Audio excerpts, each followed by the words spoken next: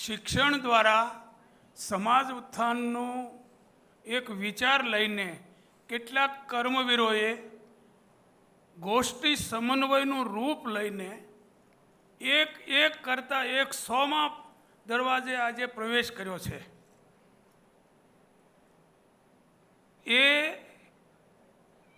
એના હર્ષ, આનંદ અને ઉલ્લાસના અનુભૂતિ રૂપે આ ગોઠવાયેલ કાર્યક્રમમાં અહીંયા મંચસ્થ બેઠેલા આદરણીય શ્રી ગોવિંદભાઈ, વલ્લભભાઈ, ગગજીભાઈ અને મારા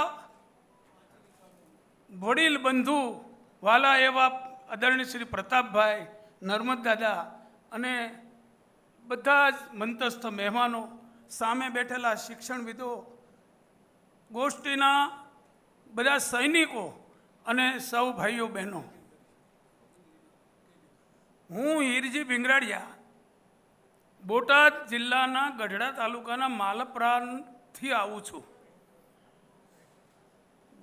આજથી 70 વર્ષ પહેલાં પૂજ્ય નાનાભાઈ ભટ્ટ, મનુભાઈ પંચોલી એમના માર્ગદર્શન નીચે માટલિયાભાઈ નામના એક માણસે માલપરામાં શિક્ષણ દ્વારા ગ્રામોત્થાન એવી એક ચળવળ ઉપાડેલી અને આજુબાજુના માત્ર માલપરા નહીં પણ એ વિસ્તાર માટે કામ કરવાની મોટી જેહાદ જગાવેલી.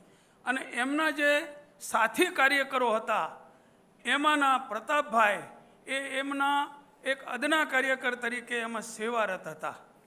અને આજની તારીખે પણ માટલિયાભાઈની સ્થાપેલી એ સંસ્થામાં ટ્રસ્ટી, રસ લેનારા અને ઉત્તમ સંસ્થા કેમ તૈયાર થાય એવું કાર્ય કરનારા એ છે. એમને જ્યારે આ ગોષ્ઠીમાં પોતે સક્રિય હોય એટલે સહેજે એમ થાય કે અમારી માલપરાની શાળામાં ગોષ્ઠી કેમ ન ગોઠવવી.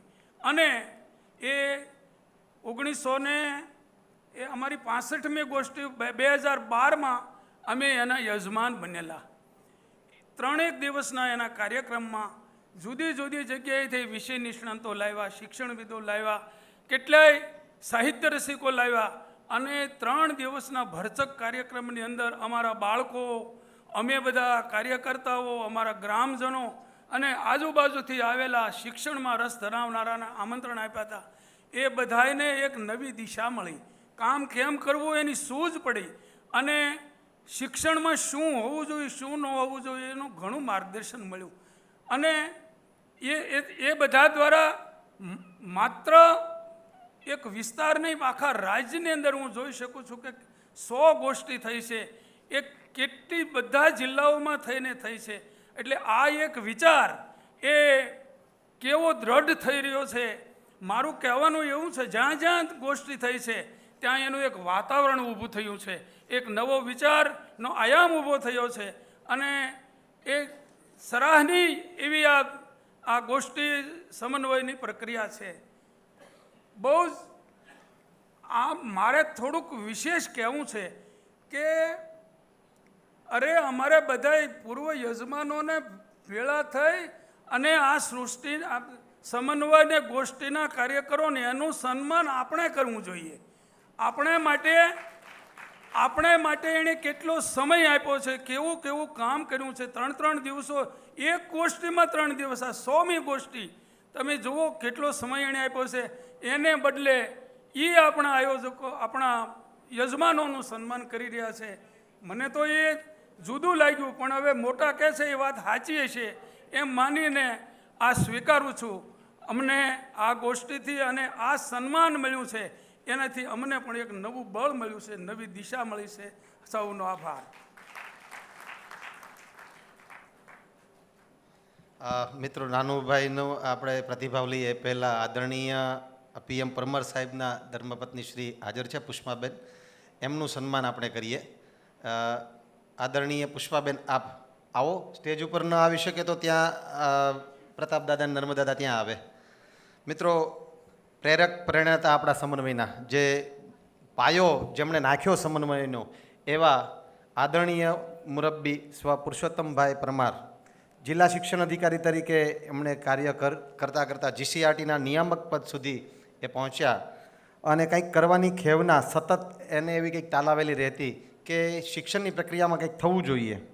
એટલે સરકારી નોકરીને તિલાંજલિ આપી જિલ્લાઓ અને રાજ્યના શિક્ષણ અંગે સચિંત એવા સંનિષ્ઠ શિક્ષકો આચાર્યોને સાથે લઈ અને શિક્ષણ સંવર્ધન અભિયાન દ્વારા શિક્ષણમૂલક પ્રાણ પૂરવાનું અને પ્રવૃત્તિઓનો સમન્વય કરવાનું ભગીરથ કાર્ય આરંભ્યું છે. આપણે જોરદાર તાળીઓથી પુષ્પાબેનનું હાર્દિક અભિવાદન કરીએ. પ્લીઝ આપ વચ્ચે આવો.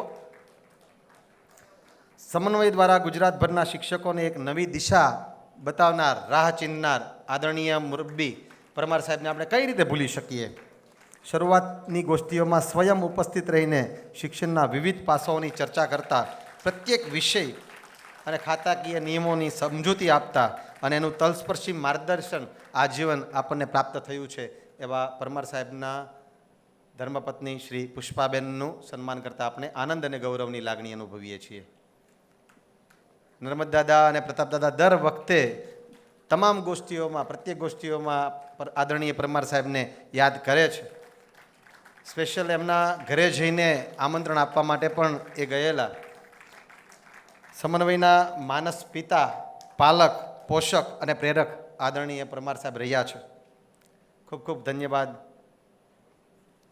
હવે પછીના ક્રમે નાનુભાઈ શિરોયાને વિનંતી કરીએ કે તેમનો પ્રતિભાવ આપે અને ત્યારબાદ ગોવિંદ કાકા અધ્યક્ષી પ્રવચન કરશે. સુરેશભાઈ તૈયાર રહે આભાર વિધિ માટે.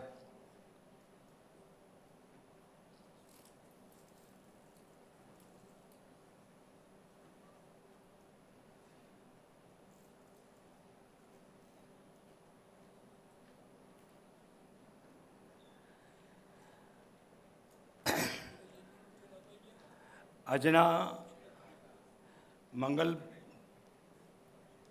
દિવસે મુરબ્બી શ્રી ગોવિંદજીભાઈ, ગગજીભાઈ, વલ્લભભાઈ, આપ સૌ મહાનુભાવોની ઉપસ્થિતિમાં મને અને મારી સંસ્થાને પ્રતાપભાઈ યાદ કરીને અહીંયા સન્માનિત કરવાનો આયોજનો મને ભાગીદાર બનાવ્યો એ માટે હું ખૂબ ખૂબ આપ સૌનો આભાર માનું છું. બોલવાની ટેવ કર્મથી જીવતો રહ્યો છું. કાકા મારા ટ્રસ્ટીઓ છે એ બધા જ છે.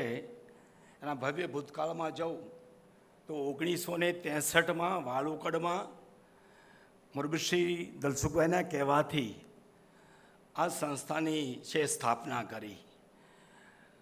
પાલીતાણાના 99 ગામડામાં એક પણ હાઈસ્કૂલ નહોતી, એક પણ નહીં. અને આ સ્થિતિમાં લોક સહકારથી, લોક ભાગીદારીથી આ કામ શરૂ થયું. અને એ પછી અમારી સંસ્થા દ્વારા પણ ઠીક હાઈસ્કૂલો, 19 જેટલી હાઈસ્કૂલો વાલુકડ સંસ્થા દ્વારા જુદા જુદા ગામડામાં પણ શરૂ કરી. એ કામ છે એ સમન્વય દ્વારા જ મળ્યું. સમન્વય કરવાની જે પરમાર સાહેબે છે, અમારી ગોષ્ઠી વખતે પરમાર સાહેબે હાજરી આપી હતી. અને ત્યાર પછી પણ કેટલીક શાળાઓ અમે તળાજામાં, મહુવામાં, પાલીતાણામાં એ રીતે હાઈસ્કૂલો છે શરૂ કરાવી. બોલવાની ટેવ નથી, પણ પ્રમાણિક પુરુષાર્થ છે એ ઘણું બધું કામમાં સહયોગ કરે છે. એ વખતે આ સંસ્થા દ્વારા 69 જેટલી સંસ્થાઓને જુદા જુદા દિવાળીબેન મોહનલાલ મહેતા ચેરિટેબલ ટ્રસ્ટ દ્વારા પણ સહયોગ થયો. અને ગુજરાતમાં 69 જેટલી સંસ્થાઓની છાત્રાલયોમાં, સ્કૂલોમાં આ દ્વારા કાર્યક્રમ દ્વારા છે એ મદદ થઈ હતી. હું કહીશ કે અમારું છે પહેલું સર્વેયું 6,900 રૂપિયાનું હતું. 100 રૂપિયા અમારો પગાર હતો. અમે 5 જણા કામ કરતા હતા. 6,900 રૂપિયાનું પહેલું સર્વેયું. આ સ્થિતિમાં ગગજીભાઈ, અત્યારે હું 4 સંસ્થા સાથે જોડાયેલો છું. લોકસેવા સંઘ છે રાજુલા, ત્યાં બેરામુંગા અને બીજી પ્રવૃત્તિ કરીએ છીએ. ખાસ કરીને પાણીયાળી, મોટી પાણીયાળી પાલીતાણા તાલુકાનું છે, ત્યાં પણ કસ્તુરબા રૂરલ ફાઉન્ડેશન દ્વારા કસ્તુરબા સેવાશ્રમ સંસ્થા ચાલે છે. ગંગોત્રી સંસ્કારથી માનપુરમાં સંસ્થા ચાલે છે અને વાળુકડમાં. આમ 4 સંસ્થાઓ સાથે જોડાયેલો છું. અને આ સૌ મહાનુભાવોએ પણ મને વધારે પ્રોત્સાહિત કર્યો છે. અને આ સ્થિતિમાં આજે 86મું ચાલે છે. જૂનની પહેલાં 6ઠીથી મને મારું છે અત્યાર સુધી શરૂ થશે એનો જીવતો રહ્યો છું. એનો આનંદ છે. સૌને વંદન.